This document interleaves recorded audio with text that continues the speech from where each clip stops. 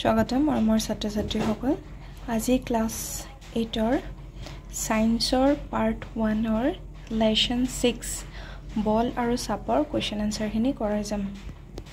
ইয়াৰ question আনসাৰখিনি 1 number 2 number 3 number গুটিখিনি question answer মই ধুনীয়াকৈ লিখি দিছো তোমালোকে ভিডিওটো স্কিপ নকৰাকে চাই যাবা আৰু মোৰ চেনেলটো সাবস্ক্ৰাইব কৰি দিবা 1 নম্বৰ কোৱেশ্চন বস্তুৰ গতিশীল অৱস্থাৰ পৰিৱৰ্তন ঘটাবলৈ ঠেলা বা টনা দুটা প্ৰক্ৰিয়াৰ উদাহৰণ দিয়া উত্তৰ ঠেলা ক পুতলা গাড়ী এখন ঠেলি তাৰ স্থানৰ সলনি কৰা খ ফুটবল খেলিয়ে এজনে ফুটবলটো কিক মাৰা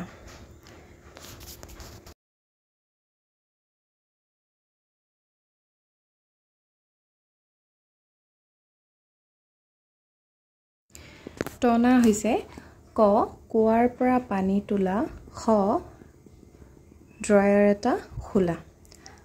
টনাৰ এই দুটা দিয়া হৈছে বাকি কোৱেশ্চনটো আছে হেতু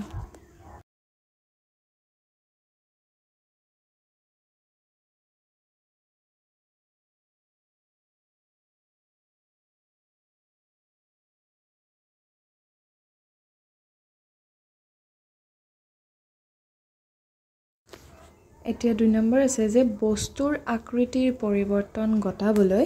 বল প্ৰয়োগৰ দুটা উদাহৰণ দিয়া উত্তৰ বস্তুৰ আকৃতিৰ পৰিৱৰ্তন ঘটাবলৈ বল প্ৰয়োগৰ দুটা উদাহৰণ হ'ল ক নম্বৰ হাতেৰে হেঁচা দি প্লাষ্টিক বটলৰ আকৃতি বিকৃত কৰা এটো 1 নম্বৰ হাতেৰে হেঁচা দি যদি প্লাষ্টিক বটলটো যদি তোমাৰ আকৃতিটো চেঞ্জ হৈ যায় 2 নম্বৰ ৰবৰৰ বল এটাক হেঁচা দি তাৰ আকাৰ সলনি কৰা 3 নম্বৰ কোৱেশ্চন আছে যে তলৰ উক্তিবোৰত খালী স্থান পূৰ কৰা ক নম্বৰ মই কিতাপৰ পৰা ডাইৰেক্ট উঠোৱা নাই তেনেকা মই লিখি দিছো খালী ঠাইখিনি কিতাপত চাব পৰা তোমালোকে খালী কলা চিন দিয়াবিলাক তোমালোকে লিখি লবা আৰু বাকিখিনিটো সেমে আছে কলা চিন দিয়াবিলাক হৈছে ইয়াৰ আনসাৰ বিলাক যেনেকৈ ইয়াত আছে কুৱাৰ পৰা পানী তুলিবলৈ আমি ৰছীডাল টানিব লাগে খ এটা আধানযুক্ত বস্তুৱে আন এটা আধানহীন বস্তুক নিজৰ ফালে আকৰ্ষণ কৰে গ বুজাই কৰা ট্ৰলি গাড়ী এখন গতি কৰাবলৈ আমি ইয়াক ঠেলিব বা টানিব লাগে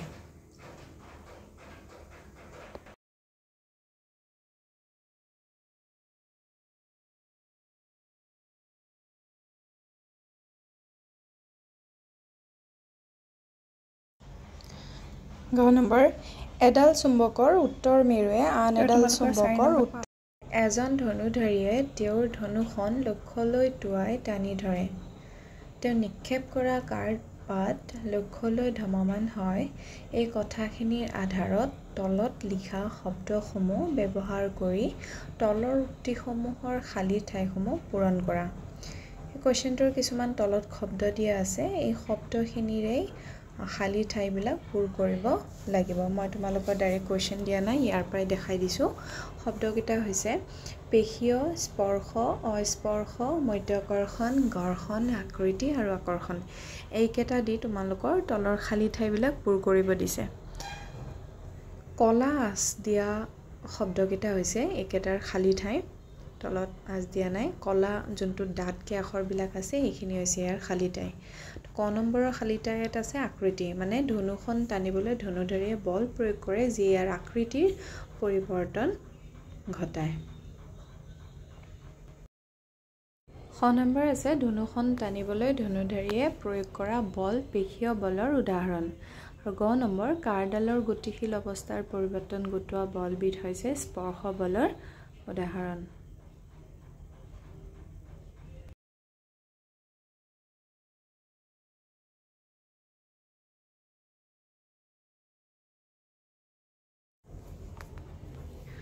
ঘ আছে কাৰডালে লক্ষ্যৰ ফালে গতি কৰা অৱস্থাত ইয়াৰ ওপৰত ক্ৰিয়া কৰা বলবোৰ হৈছে মধ্যকৰ্ষণ আৰু বায়ুৰ বাবে হোৱা ঘৰ্ষণ কলা জিগাখিনি হৈছে কলা আখৰেৰে ডাটকে দিয়া আখৰকেইটা হৈছে তোমালোকৰ ইটোৰ খালী ঠাই আৰু মোৰ চেনেলটো তোমালোকে জনে জনে সাবস্ক্ৰাইব কৰা নাই সাবস্ক্ৰাইব কৰি লবা 5 নম্বৰ আছে যে তলৰ অৱস্থাসমূহত বল প্ৰয়োগ কৰা কাৰকবোৰ আৰু কোনবোৰ বস্তুৰ ওপৰত বল প্ৰয়োগ হৈছে সেইবোৰ চিনাক্ত কৰা প্ৰতিটো ক্ষেত্ৰত বলৰ পৰিণতি উল্লেখ কৰা ইয়াৰ গোটেইখিনি আছে কোৱেশ্চন ক খ গ আছে মই শৰ্টকে দিবলৈ চেষ্টা কৰিছো কোৱেশ্চন বিলাক চাই লবা আৰু তোমালোকৰ কিবা অসুবিধা হলে কমেন্ট কৰিবা কাৰণ মই কিতাপৰ পৰা বেছি দিয়া নাই ক নম্বৰ আছে ৰস উলাবলৈ হাতৰ আঙুলিবোৰ এটুকুৰা নোম চেপি ধৰা যেতিয়া আমি নেমু এটুকুৰা হাতৰ আঙুলিৰে চেপি ধৰো তেতিয়া নেমু টুকুৰাৰ ওপৰত আঙুলিৰ দ্বাৰা পৃষ্ঠীয় বল প্ৰযুক্ত হয় আৰু ইয়াৰ আকৃতি পৰিৱৰ্তন হৈ ৰসনি কৰিব ধৰে কিতাপৰ পৰা দিয়া নাই মানে মই ক'লো যে কিতাপৰ ভিডিঅ'খিনি ডাইৰেক্ট কৰোৱা নাই মই কোৱেশ্চন আনসাৰখিনি একেবাৰে দি দিছো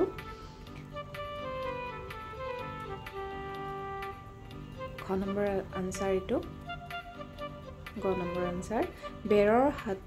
হাকুটাৰ পৰা উলুমাই থোৱা স্প্ৰিং এডালৰ আনটো মূৰত গধুৰ ভাৰ এটা উলুমাই ৰখা হৈছে ইয়াৰ উত্তৰটো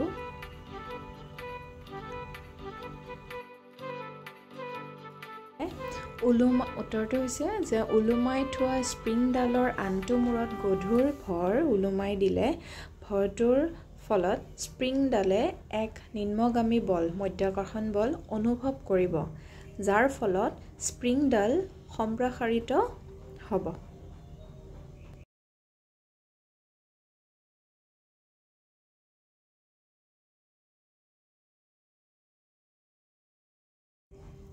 ঘ নম্বৰ কোৱেশ্চন যে নিৰ্দিষ্ট উচ্চতাত প্ৰতিস্থাপিত দণ্ড এডাল অতিক্ৰম কৰিবলৈ খেলুৱৈ এজনে জোপোৱা উত্তৰ যেতিয়া খেলুৱৈ এজনে জঁপিয়ায় তেতিয়া খেলুৱৈজনৰ শৰীৰটোৱে মাটিৰ ওপৰত পৃষ্ঠীয় বল প্ৰয়োগ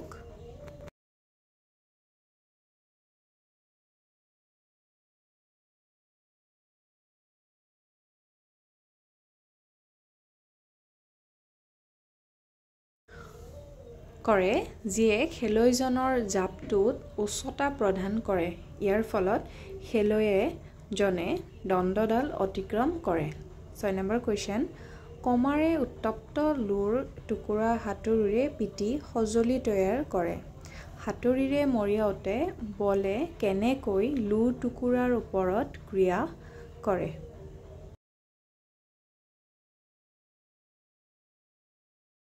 উত্তৰটো হৈছে উত্তপ্ত লুৰ টুকুৰাক আঘাত কৰি বিভিন্ন আকৃতি দিব পাৰি যেতিয়া কমাৰে হাতুৰিৰ জৰিয়তে লুৰ টুকুৰাটোৰ ওপৰত পৃষ্ঠীয় বল প্ৰয়োগ কৰে তেতিয়া লুৰ টুকুৰাটোৰ আকৃতিৰ পৰিৱৰ্তন হয় আৰু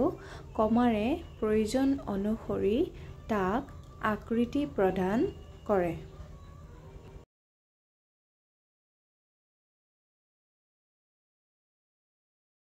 7 নম্বৰ কোৱেশ্চন ফুলোৱা বেলুন এটা সংশ্লেষিক কাপোৰ এটুকুৰাৰে গঢ়ি লৈ বেৰত হেঁচি ধৰা হ'ল দেখা গ'ল যে বেলুনটো বেৰত লাগি ধৰিছে বেলুন আৰু বেৰখনত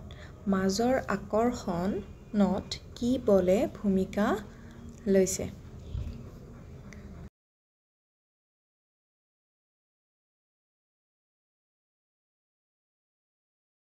এই উত্তৰটো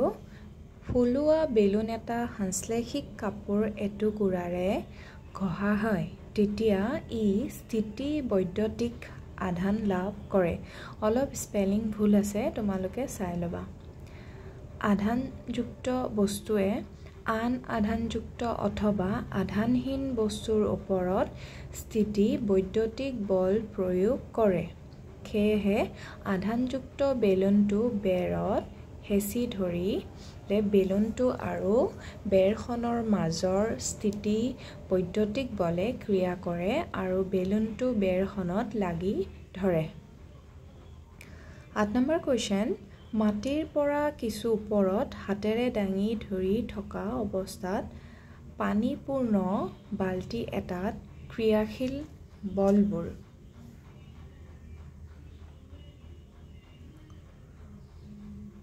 উত্তৰ চিনাক্ত কৰা বাল্টিটোৰ ওপৰত ক্ৰিয়া কৰা বলসমূহে কিয় ইয়াৰ গতি অৱস্থাৰ পৰিৱৰ্তন ঘটাব পৰা নাই আলোচনা কৰা উত্তৰ মাটিৰ পৰা কিছু ওপৰত পানীপূৰ্ণ বাল্টি এটা দাঙি ধৰি থকা অৱস্থাত বাল্টিটোৰ ওপৰত দুই ধৰণৰ বলে ক্ৰিয়া কৰে। দুই ধৰণৰ বলে ক্ৰিয়া কৰি থাকে। 1 নম্বৰ আমাৰ হাতৰ দ্বাৰা পেশীয় বল, দ্বাৰাটো স্পেলিং ভুল হৈ গৈছে, টাইপিঙত বহুত গণ্ডগোল হয়। খ পৃথিৱীৰ মধ্যাকৰ্ষণ বল বা বাল্টিৰ ওপৰত, মধ্যাকৰ্ষণটোও স্পেলিং ভুল হৈ গৈছে, এডিটিঙত অলপ প্ৰব্লেম পাই আছোঁ।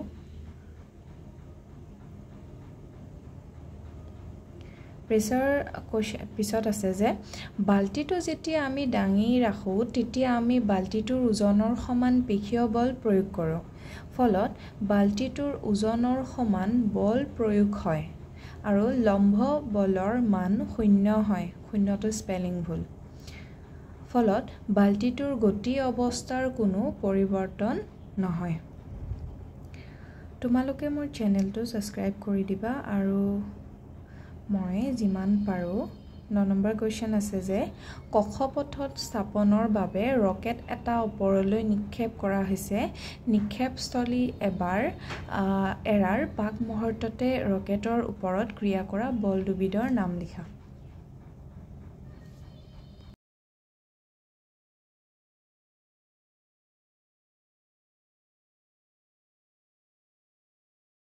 ৰকেটৰ ওপৰত ক্ৰিয়া কৰা বল দুবিধ হ'ল 1 নম্বৰ পৃথিৱীৰ মধ্যাকৰ্ষণ বল, খ নম্বৰ বায়ুমণ্ডলৰ ফলত সৃষ্টি হোৱা ঘৰ্ষণ বল।